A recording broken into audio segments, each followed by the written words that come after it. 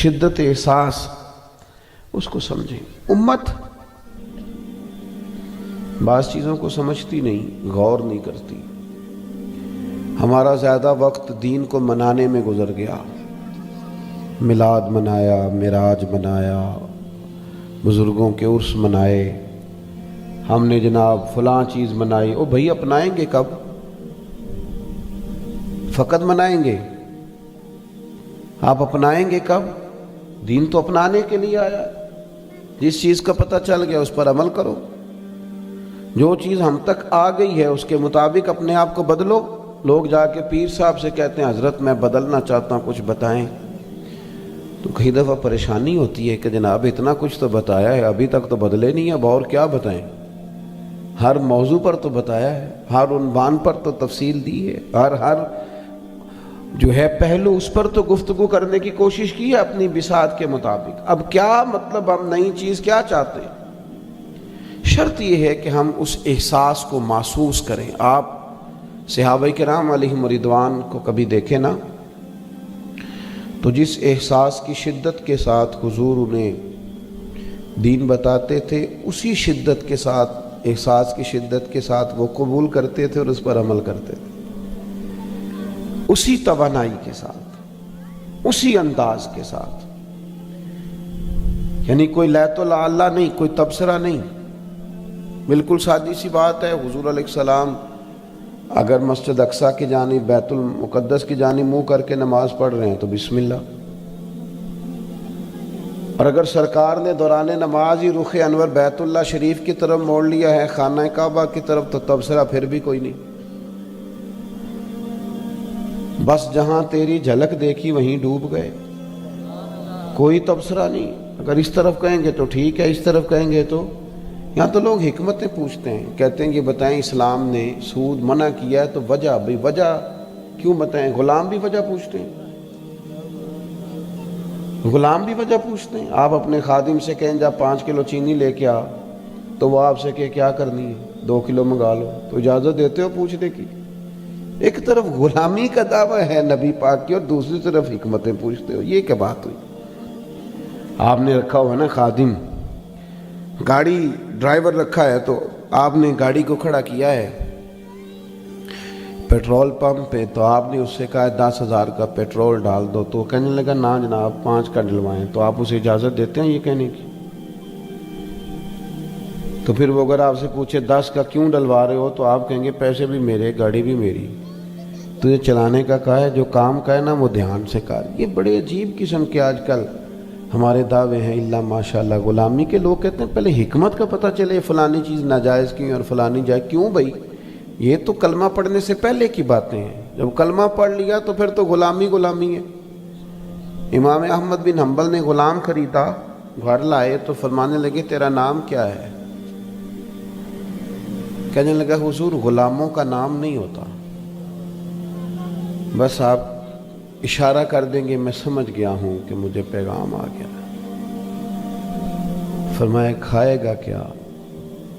عرض کرنے لگا حضور غلاموں کے نخرے نہیں ہوتے، جو ٹکڑا ملا۔ امام صاحب کہتے ہیں مجھے وجد ہو گیا غلام کی بات پر۔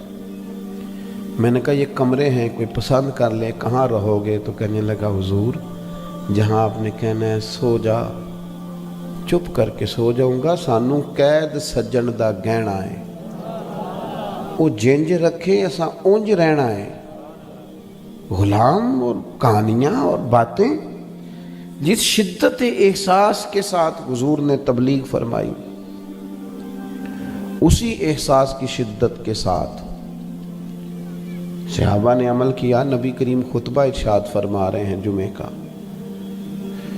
ایک صحابی کھڑے ہو گئے تو کریم نے فرمایا بیٹھ جاؤ۔ بڑی سادی سی بات تھی، عام سی بات تھی، ایک شخص کھڑا ہو گیا، حضور فرمانے لگے بیٹھ جاؤ۔ ایک صحابی گلی میں تھے، ان کے کان میں آواز آئی بیٹھ جاؤ، وہیں بیٹھ گئے۔ ایک بنو غنم میں تھے، ابھی قبیلہ بنو غنم کے قریب، ان کے کانوں میں آواز آئی بیٹھ جاؤ، تو وہ وہیں بیٹھ گئے۔ کوئی کسی جگہ تھے، ان کے کانوں میں آواز آئی تو بیٹھ گئے۔ تکمیل نماز پر حضور نے فرمایا آپ کہاں تھے، آپ کہاں تھے، آپ کہاں تھے؟ عرض کرنے لگے یا رسول اللہ صلی اللہ تعالی علیہ وسلم، آپ نے فرمایا بیٹھ جاؤ تو بیٹھ گئے، فرمایا بیٹھ جاؤ تو بیٹھ گئے۔ تو حضور فرمانے لگے نہ آپ سے کہا، نہ آپ سے کہا، نہ میں نے تو فلاں سے کہا تھا۔ عرض کی حضور آپ نے نام تو نہیں نہ لیا، آپ نے کہا بیٹھ جاؤ تو سارے ہی، کیونکہ غلام تو شدت سے بات مانتے ہیں، لیکن یہاں غلام ہیں، مسلمان ہیں، دعویٰ ہے، اور جب باری عمل کی آتی ہے تو پھر کمزوری ہے، پلپلا پن ہے، لہجوں میں لفظوں کے اندر سستی ہے، غفلت ہے، اور بات کرتے ہیں تو وہ اس میں یہ ہے کہ کر لیں گے، شروع کرنے لگے ہیں، آپ دعا کریں، بس ارادہ میرا بھی بن گیا ہے، تھوڑا ہی ٹائم رہ گیا ہے، بچوں کی شادی ہو جائے۔ یہ غلامی نہیں، غلاموں کا یہ مزاج نہیں ہے۔ جیسا کہ میں نے کہا تھا زیادہ باتیں نہیں کرنی، بڑی جلدی سمیٹ دوں گا۔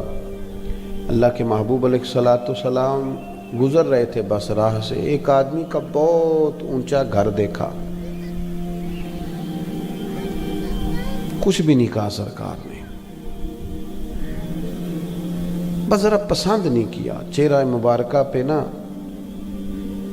ناراضگی کے اثار ہے، بس پسند نہیں کیا حضور نے۔ آپ کی توجہ ہے میری بات پر؟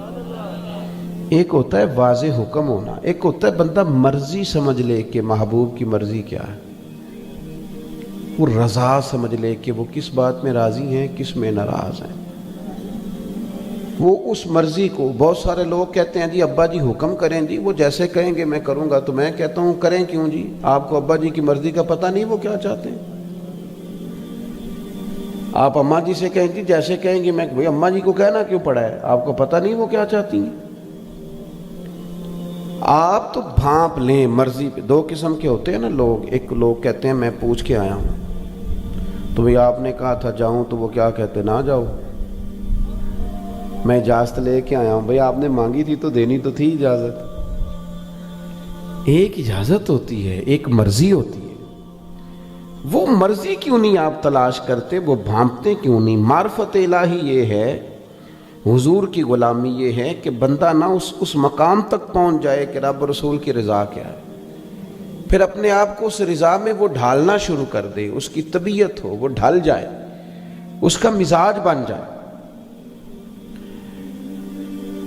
تو اللہ کے محبوب علیہ السلام گزرے تو وہ مکان بڑا اونچا انہوں نے بنایا تھا، حضور کے چہرے پہ ناراضگی آئی۔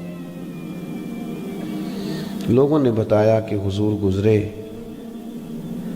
تو آپ کا وہ مکان پسند نہیں آیا۔ جائز ہے اگر کسی کے پاس حلال پہ جتنا مرضی اونچا بنائے، جائز ہونا بھی اور بات ہے، اور حضور کی پسند ہونا یہ بھی اور بات ہے۔ تو بہت اونچا تھا، بلند و بالا تھا، حضور گزرے پسند نہیں آیا، تو صحابی نے جا کے پوچھا نہیں یا رسول اللہ کیا کروں، گرا دوں، رکھوں کہ نہ رکھوں، بیچ دوں؟ حضور کو نہیں پسند آیا۔ جس شدت سے تبلیغ ہوئی اسی شدت سے فرما برداری، نہیں پسند آیا۔ انہوں نے کدال پکڑا، کئی پکڑی، اوزار